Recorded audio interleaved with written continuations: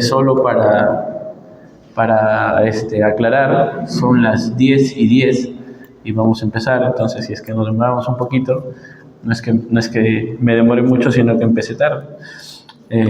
Igual no, he preparado algo corto para también teniendo en cuenta que en la tarde también tenemos servicio.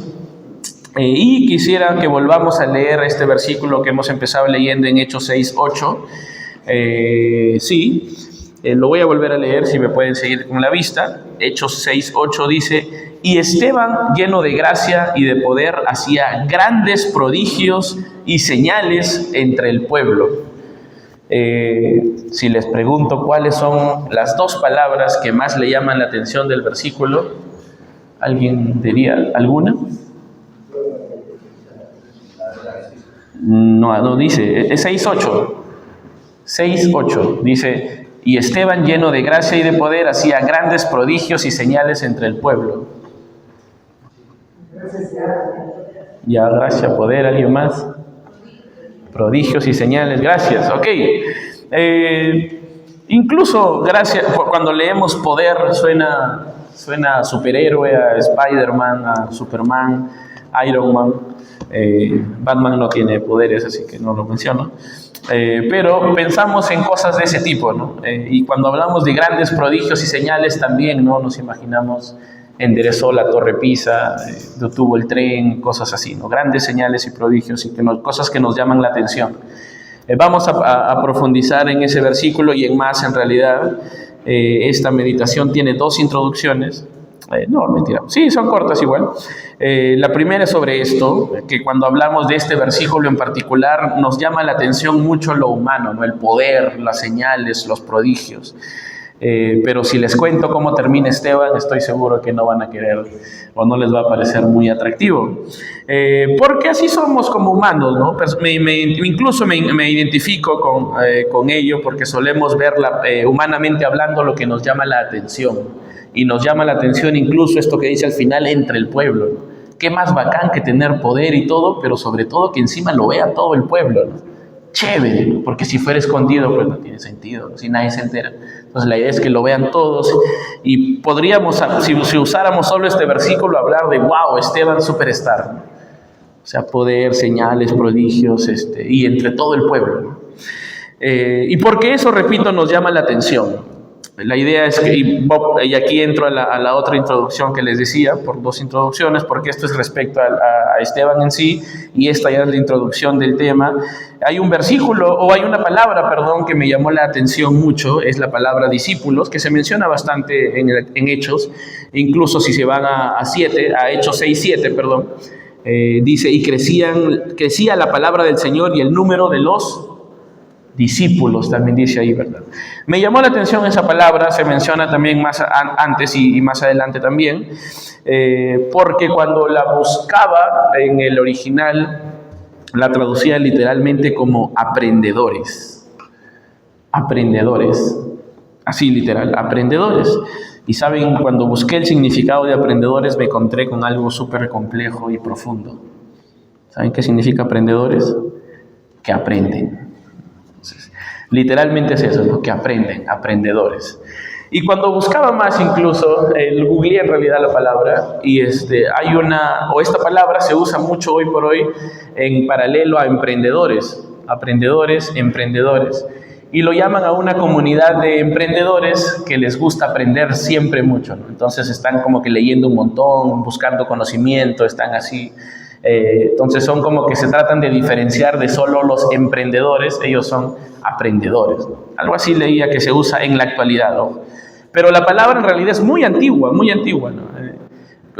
Me topé también buscándolo en Google con una porción o con algunos escritos de filósofos usando esta palabra, literalmente en la traducción, de aprendedores. Y es una palabra que, según la Real Academia de la Lengua Española, se usaba hace muchos años de forma común, ¿no? Refiriéndose a personas o aprendices, ¿no? En lugar de decir aprendices, decían aprendedores. Entonces es una palabra muy antigua y en particular. Y quería tener este estudio, si bien no vamos a necesariamente, vamos a continuar con la historia, pero quisiera que nos centremos en esa palabra, ¿no? Discípulos o aprendedores. que es lo mismo, por cierto, discípulos aprendedores. Porque en esta mañana, justo un día previo a nuestro aniversario, creo que va a ser o debería ser bueno que reflexionemos en cuanto a esto específicamente, ¿no? Discípulos aprendedores. Porque lo olvidamos a veces y porque muchas veces nos distraemos por los grandes prodigios y señales y el poder que tenía Esteban, porque esperamos que se den cosas así en nuestras vidas, pero muchas veces olvidamos al ser discípulos aprendedores, ¿no? Aprendedores. Palabra que cuando lo leí dije, seguro se han equivocado, porque suena a que escribió mal, ¿no? Como cuando la corrijo a María Gracia y le digo, no se ha morido, se ha muerto. Aprendedores suena así como que se equivocaron, pero no, es una palabra que existe, repito, muy antigua, pero existe y significa literalmente que aprenden. Ahora sí vamos a ver o a profundizar en cómo ser buenos discípulos aprendedores, ¿no? Cómo ser buenos aprendedores, cómo ser buenos discípulos, evidentemente, de nuestro Señor.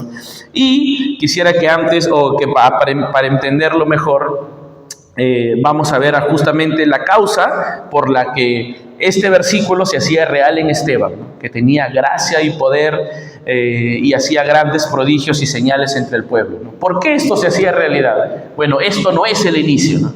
De hecho, esto no probablemente era consecuencia de algo particular en Esteban. Esteban, aquel que servía las mesas, ¿verdad? ¿Se acuerdan? La semana pasada vimos que Esteban era aquel que fue escogido entre los 7 servidores para que puedan ayudar a servir las mesas hacia las viudas. Eso vimos justo en los versículos anteriores del capítulo 6. Así que vamos a hablar de este Esteban, aquel que servía las mesas, y vamos a tratar de aprender de él cómo era un buen discípulo aprendedor. Y la razón por la que Esteban era una persona llena de gracia y de poder, y que probablemente no sea lo que esperamos cuando profundicemos en esas palabras, está en el versículo 5, que es justamente donde leímos la semana pasada que se escogieron a los 7 servidores para dedicarse a servir a las mesas. ¿Y por qué digo servidores? Quizá usted diga ahí, dice diáconos, porque en realidad en el versículo, si lee los versículos, en ningún lado dice que los hayan nombrado diáconos. Dice que los escogieron para servir las mesas, ¿no? Por eso digo, estos 7 servidores que fueron, justamente les dieron la responsabilidad de servir hacia las viudas y darle su porción. En el versículo 5, ¿alguien puede leer, por favor, Hechos 6:5? Agradó la propuesta a toda la multitud y eligieron a Esteban, varón lleno de fe y del Espíritu Santo, a Felipe, a Prócoro, a Nicanor, a Timón, a Parmenas y a Nicolás, prosélito de Antioquía. Gracias, hermano Les. Seguramente cuando leí la semana pasada este versículo usted se acuerda más de Timón que de Esteban, pero justamente, o más bien, Lucas, el escritor de Hechos, hace más hincapié en Esteban que en cualquier otro, ¿no? Y quizá en Nicolás, porque le da una descripción, ¿no? Prosélito de Antioquía. No tengo claro por qué, pero específicamente resalta de alguna forma a Esteban, porque es del único que dice algo. ¿Qué dice de Esteban en este versículo 5? 2 cosas dice. ¿Lleno de qué? ¿Y de qué más? Esa es la base para que Esteban luego esté lleno de gracia y de poder y pueda hacer grandes prodigios y señales entre el pueblo y muchas cosas más que vamos a ver más adelante, pero esto es el sentido de todo, ¿no?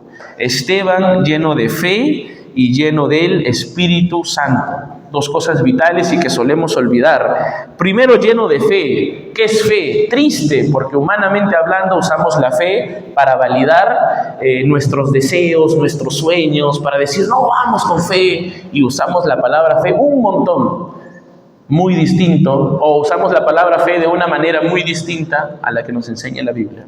Muy distinta, muy distinta. Repito, usamos un montón la palabra fe, sí, con fe, vamos con todo, la fe no, pero por fe y todo esto. La Biblia nos habla de una fe diferente a la que socialmente hablando hoy se habla, ¿no? Porque la usamos mucho. ¿Y qué es fe según la Biblia, no? ¿Qué es fe según la Biblia? Confianza en el Señor. Confianza en el Señor. Pero hay una palabra clave aquí, ¿no? Muy clave, por cierto. Y no es confianza, es Señor. ¿Por qué? Porque a veces usamos la palabra fe para hablar de confiar, pero no en el Señor, sino en aquel genio de la lámpara que nos tiene que cumplir todo. Entonces yo digo, yo quiero esto, pero tengo confianza en el Señor que me lo va a hacer, porque yo lo creo y tengo fe que va a ser así. Pero eso en lo que estás teniendo fe no es en el Señor, sino más bien es en que ese genio te cumpla lo que tú quieres. Y eso no es fe según la Biblia. Por eso decía, palabra importante, Señor. Porque ¿cómo se porta uno delante de un Señor, de su Señor?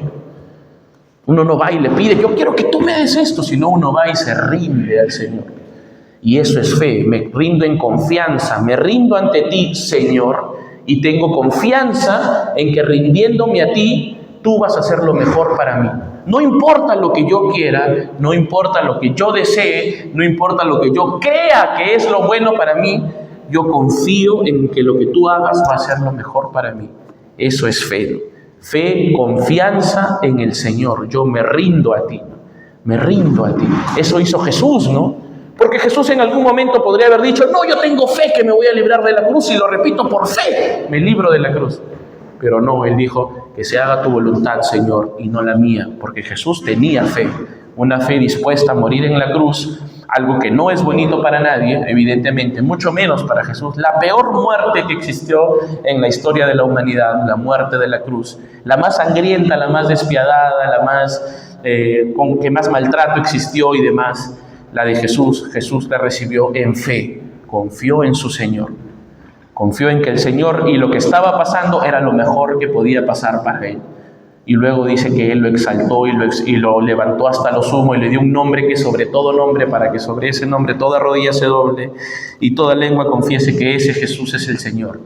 Eso es fe. Entonces, este Esteban, discípulo, un aprendedor, que era la base para que tenga todo y la base de cualquier aprendedor, confianza en su Señor, una confianza que se rinde, no que exige, una confianza que busca la voluntad de Dios y le guste o no, la sigue. Ojo ahí, una confianza que busca la voluntad de Dios y le guste o no, la sigue. Pero a veces nosotros queremos tomar decisiones ahorita, es que si no hago algo ahorita, no lo hago, se me va todo, no, se destruye todo. Y no nos tomamos el tiempo de buscar la voluntad de Dios y de seguirla. Peor aún, ¿no? A veces incluso cuando oramos buscando la voluntad de Dios, a veces es más queriendo forzar la nuestra, ¿no?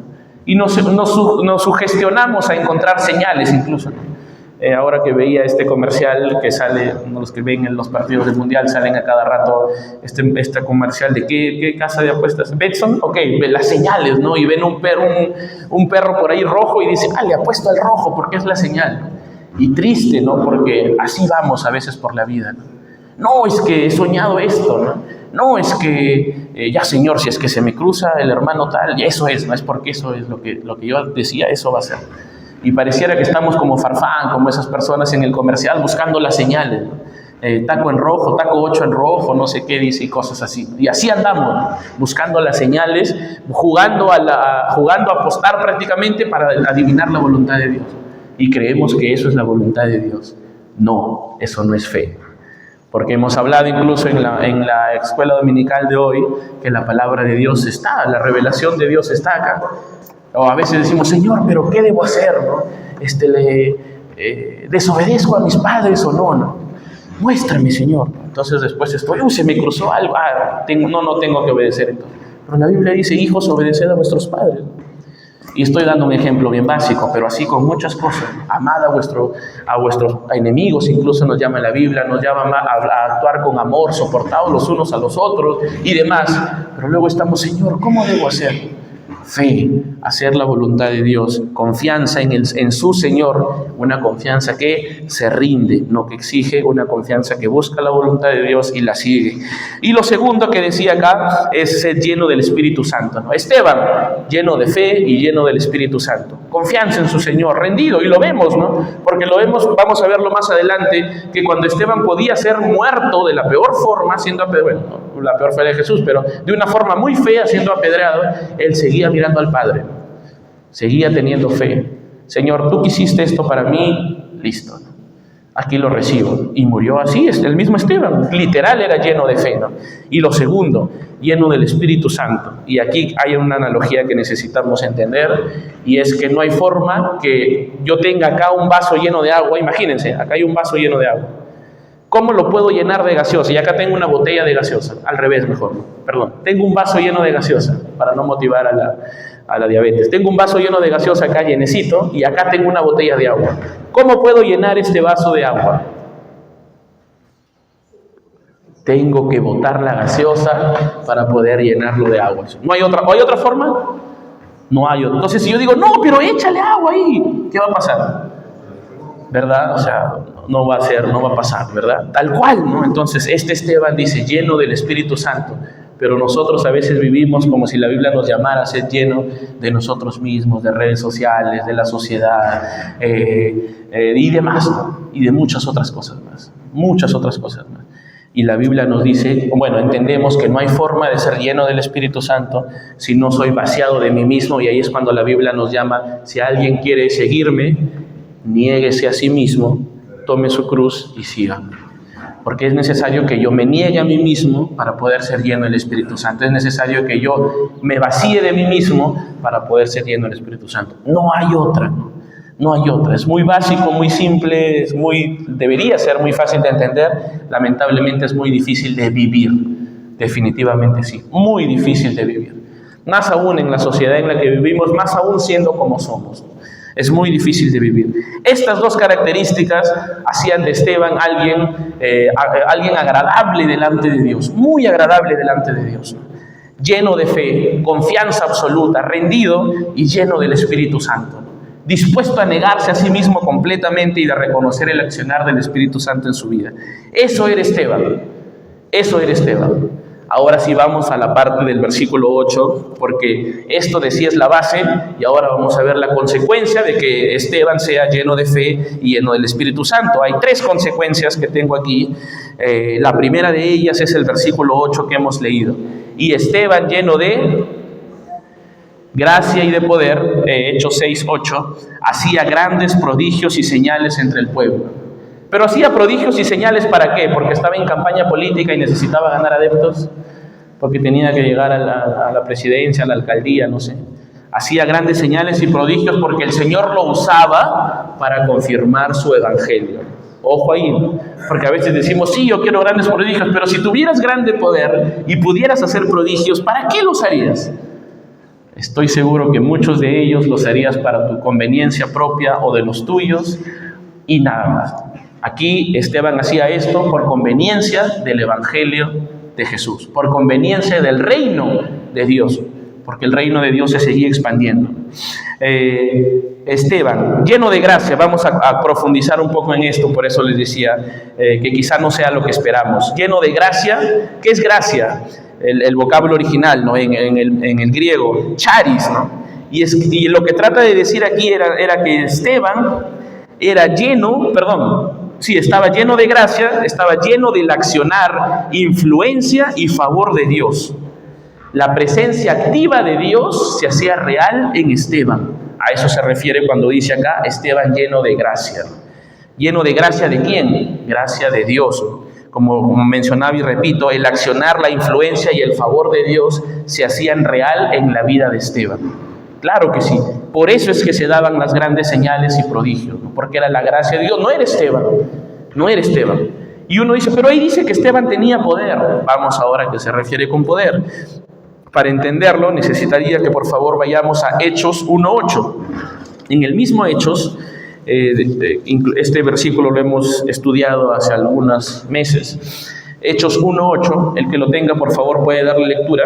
Es Jesús hablando. Pero cuando el Espíritu Santo venga sobre ustedes, recibirán poder y dará testimonio en Jerusalén, en toda la región de Judea y de Samaria y hasta en los rincones más lejanos de la tierra. El hermano Les tiene otra traducción, pero casi, no se preocupen, no nos vi asustados. La hermana Ginny, su esposa, lo va a corregir y lo va a leer. No, mentira, no lo va a corregir. Lo va a leer con la versión que usamos. Pero recibiréis poder cuando haya venido sobre vosotros el Espíritu Santo, y me seréis testigos de Jerusalén, en toda Judea, en Samaria y hasta lo último de la tierra. Es lo mismo, no nos preocupemos, es lo mismo, ¿no? Incluso el hermano Les mencionó la palabra poder y la hermana Gina mencionó la misma palabra, poder, ¿no? ¿Cierto? Para aprovechar en que veamos que al final no siempre todas las traducciones dicen lo mismo, dicen lo mismo, ¿no? Pero es importante tener cuidado. Recibiréis poder, dice Jesús. ¿Cuándo recibirán poder? ¿Qué poder, no? cuando haya venido sobre vosotros el Espíritu Santo. Ese Espíritu Santo, ese era el poder. Y ese vocablo que Jesús dice ahí, recibiréis poder cuando haya venido sobre vosotros el Espíritu Santo, es el mismo que se usa en Hechos 8, cuando dice, y Esteban lleno de gracia y de poder.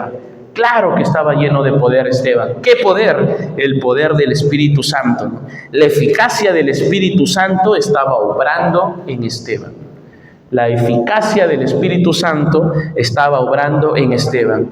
Y con esta gracia, con el favor, con el accionar, con la influencia, con la presencia activa de Dios en la vida de Esteban y con el Espíritu Santo y su eficacia obrando en él, dice acá en el versículo 8, hacía grandes prodigios y señales entre el pueblo. Grandes prodigios y señales entre el pueblo, porque esa era la obra del Señor en Esteban, ¿no? Esa era la obra que el Señor hacía para confirmar a su siervo, para confirmar a su evangelio, para confirmar el reino de Dios en la tierra en estos versículos. Esteban, ¿no? Esa era una consecuencia, tenía gracia. Yo estoy seguro que si pregunto acá, y lo voy a hacer, ¿cuántos quisieran que el accionar, la influencia, el favor de Dios se haga real en sus vidas? Seguro toditito. No se puede si no somos llenos de fe y llenos del Espíritu Santo. Ahí sí ya no cambia la cosa. Ahí probablemente algunas manos bajen, y la misma Biblia nos habla de que cuando Jesús decía la verdad, muchos se iban. Muchos se iban porque ya no sonaba tan bien, ¿no? Ya no sonaba tan humanamente bien, ¿no? Ya no pintaba algo bonito, y de hecho para Esteban no pintó algo bonito en la tierra. Vamos a ver capítulos más adelante que fue asesinado, apedreado a causa de su fe, y que el ministerio de Esteban fue corto. En la Biblia se menciona un par de capítulos y se acabó. Murió Esteban, apareció, lo escogieron para seguir las mesas, es encontrado y es muerto apedreado. Tan corto como el ministerio de Jesús, 3 años. Cortísimo. Y muchos otros, por cierto, siervos de la Biblia que probablemente, si hacemos el comparativo con lo social, diríamos, yo creo que sus ministerios fracasaron, ¿no? Cortitos, mueren asesinados y demás. Pero para el Señor en realidad tuvieron mucho éxito, y para lo espiritual y para el reino de Dios fue demasiado éxito, en realidad, mucho éxito en el Señor. No, bueno, seguimos. Gracia y poder, y a causa de eso, Esteban hacía señales y prodigios entre el pueblo, como menciona acá. Y de hecho en el original el versículo dice, y Esteban por la gracia y poder hacía grandes señales. Hay que entender, ahí hay una consecuencia de él. Y es importante porque, como menciono, la gracia, estamos hablando del accionar, la influencia, el favor de Dios. No es que era gracioso, no es que era su simpatía y su carisma, no. Estamos hablando de la gracia de Dios, y del poder. No es que iba mucho al gimnasio o hacía sus... No, estamos hablando de un poder del Espíritu Santo, como hemos visto en Hechos 1:8, ¿no? Eso hacía que la obra del Señor se haga real en él. Y hay una característica más que causaba el ser lleno de fe y lleno del Espíritu Santo en Esteban, y lo vamos a ver ahora. ¿Alguien puede, por favor, leer el versículo 9 y 10? Entonces se levantaron unos de los negocios de los libertos y de los Cirene, de Alejandría, de Cilicia y de Asia, tanto como Esteban, pero no podían resistir a la sabiduría y el Espíritu que hablaba. Gracias, hermano Renato. Dice que se levantaron varios de muchas sinagogas. Habría mucho que hablar, tanto de los de Alejandría, de los libertos, de Cirene, de Cilicia, de Asia. En realidad hay muchas particularidades al respecto, pero no quisiera centrarme en ello porque nos tomaría mucho tiempo, y hoy estamos hablando de Esteban, no de los libertos de esas ciudades. Pero el versículo 10 dice, bueno, 9, se levantaron muchos a intentar contender con él, ¿no? Dice, disputando con Esteban, ¿no? A intentar contradecirlo, a intentar decir, no, tu evangelio está mal, no, lo que tú predicas está mal. Pero dice el versículo 10, pero no podían resistir a la sabiduría y al espíritu con que hablaba. No podían resistir, literalmente, no podían permanecer en pie, no podían sostener argumento alguno ante la sabiduría y espíritu con la que Esteban hablaba. ¿Por qué? Porque era muy elocuente, porque había estudiado oratoria, porque se había metido a alguna academia, quizá que se llamaba Alan García, qué sé yo, no. ¿Será por eso? No, ya lo hemos hablado antes. ¿Por qué? ¿Lleno de qué? De fe y del Espíritu. Por eso era el Señor obrando en la vida de Esteban y dándole sabiduría para contender, para disputar, para debatir con todas estas personas que se mencionan aquí respecto al Evangelio. Y la semana pasada hablamos un poco de sabiduría, porque así como fe, así como otras palabras, son bastante mal usadas en nuestra actualidad. Y la sabiduría se cree mucho que tiene que ver con el conocimiento, ¿no? Con el saber, es que yo sé sobre esto, uy, esa persona es sabia, porque sabe un montón, tiene doctorado, maestría, PhD, tiene todo lo que puedas tener, no sabe mucho esa persona. Por eso es sabio. No, la Biblia nos habla que la sabiduría es otra cosa, y en realidad la Biblia nos menciona o nos enseña en todos los versículos, tanto en el Antiguo Testamento, en Salmos y en Proverbios, que habla de la sabiduría, como en el Nuevo Testamento cuando habla de ella. Significa, o tratando de dar una definición para poderla entender todos, es aplicar correctamente la voluntad de Dios a situaciones prácticas de la vida. Eso es sabiduría. Y ahí se complican las cosas, porque no es solo conocimiento. Porque yo sé que la Biblia dice airaos, pero no pequéis. Pero cuando estoy airado, lo último que me importa es no pecar. Me sale todo. Me sale el grito, el llanto, el insulto, me sale todo. Pero sí sabes que la Biblia dice airaos, pero no pequéis. Pero cuando te pasa y te airas, te olvidas. Entonces en esa situación no hay sabiduría. Porque yo puedo saber el principio, airaos pero no pequéis, pero cuando me toca aplicarlo, no pasa nada, ¿no? Se me vuela todo, ¿no? Se me va todo. Se usaba una frase, se vuela la paloma, ¿no? Se va todo, nos enojamos y sale de todo. Y ese es un ejemplo básico. Podríamos usarlo muchísimo en otras cosas, ¿no? En muchas cosas, por cierto, ¿no? Que nosotros sabemos la verdad, sabemos lo que la Biblia nos dice, pero cuando nos toca aplicarlo, chaufa. No hay algo que nos haga recordar. Y cuando ya pasa, cuando ya actuamos y ya decimos de todo, empezamos a reflexionar y decimos, pucha, sí, bueno, no debí decir esto, no debí hacer aquello, no debí reaccionar así. Y qué bueno, por cierto, que nos podamos dar cuenta. Ojalá sea así, el Espíritu Santo trabaja para eso, y que cuando lo hagamos pidamos perdón. Pero que ojalá, hermanos, y yo soy el primero en decirlo, que lo necesito de verdad, podamos orar y pedirle al Señor sabiduría. De verdad, podamos pedirle al Señor sabiduría para que cada vez que tenemos que aplicar eso que ya aprendimos, lo hagamos, lo recordemos, lo tengamos en el corazón, en la mente, y reaccionemos según lo que hemos podido entender o conocer en la Biblia.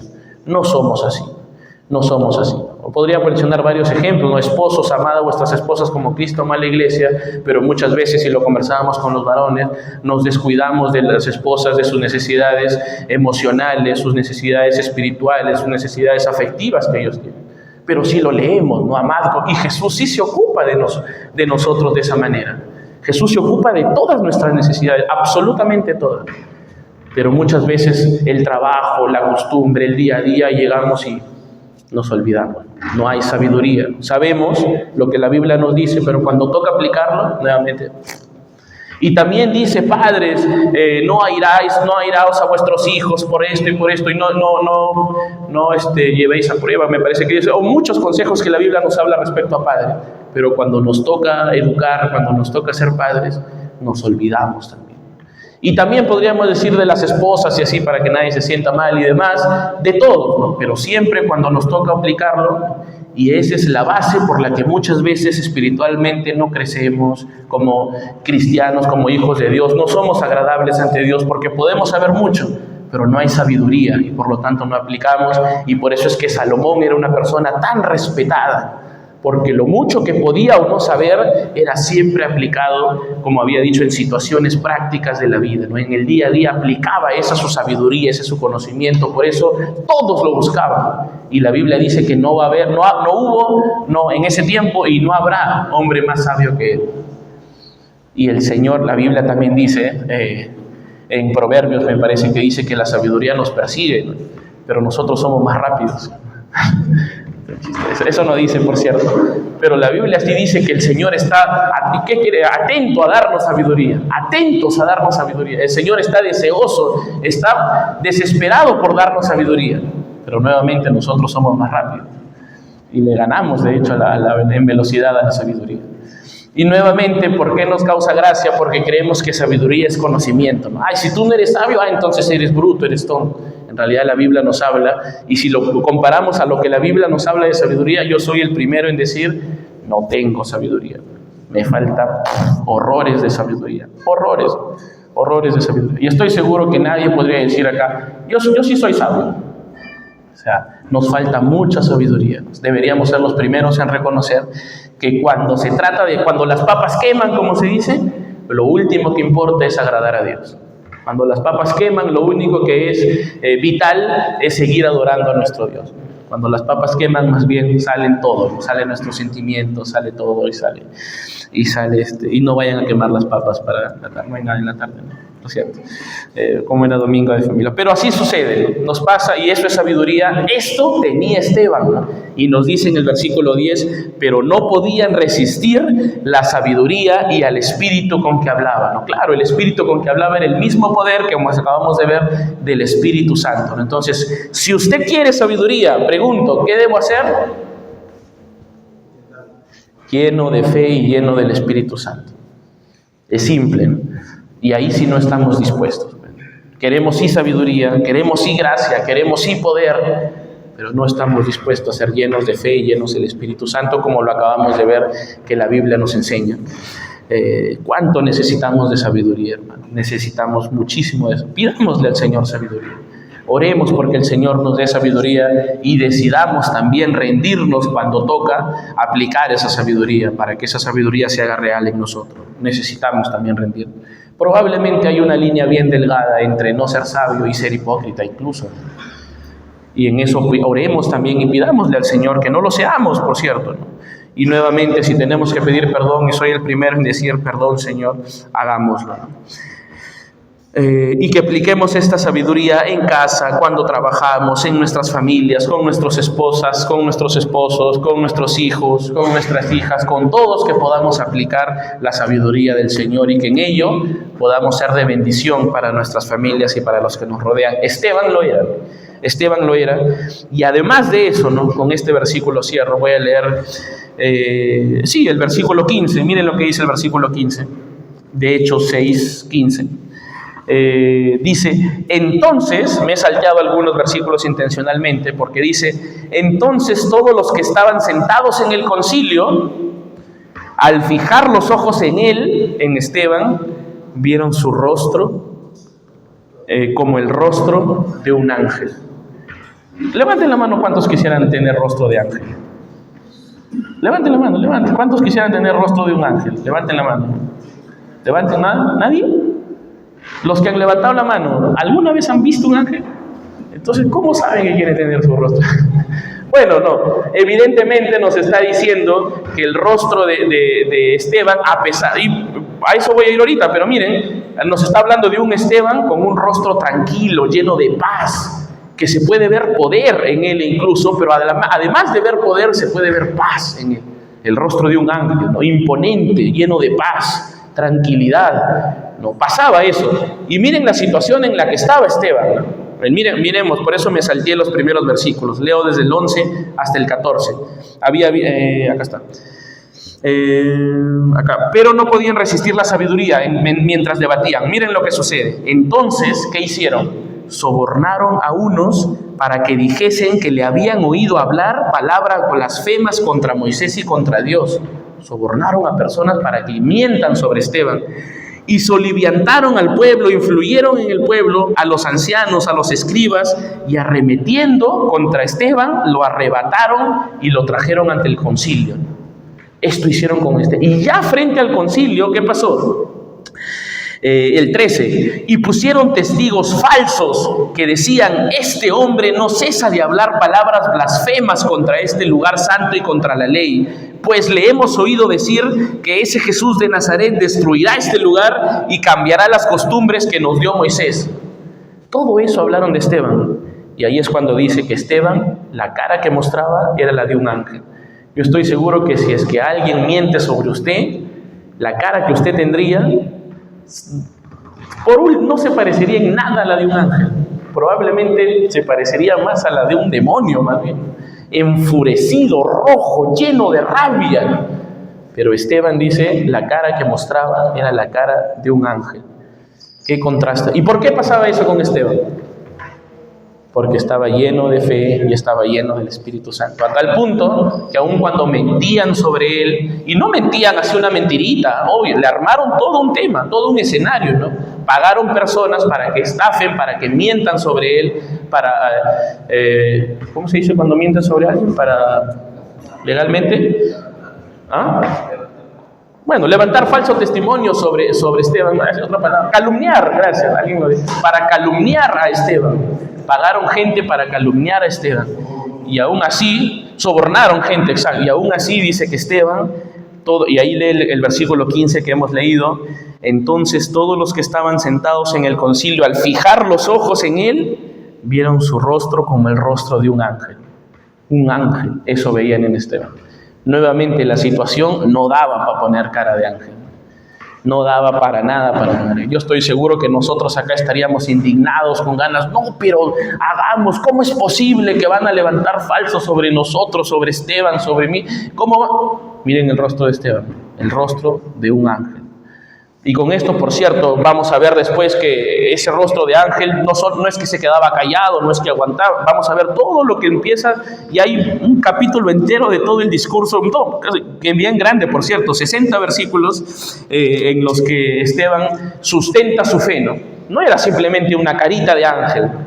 Además de una cara de ángel, era una cara llena de poder, de gracia, de sabiduría, y lo cuenta porque empieza a contar desde Adán y Eva hasta ese momento habla de Abraham, de Moisés, empieza a contar mucho de lo que hemos podido ver con el hermano Renato los domingos en la tarde en Deuteronomio.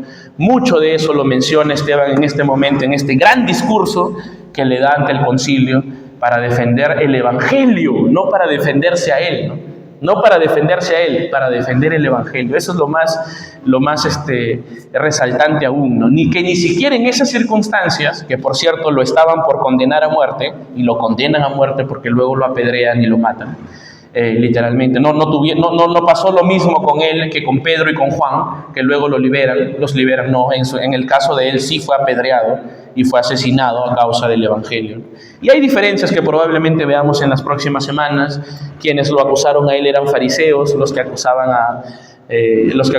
antes a Pedro y a Juan habían sido los saduceos, y eso tenía muchas implicancias porque los fariseos eran más populares. Así que era más difícil contradecir algo que decían los fariseos. Y repito, lo vamos a ver más adelante.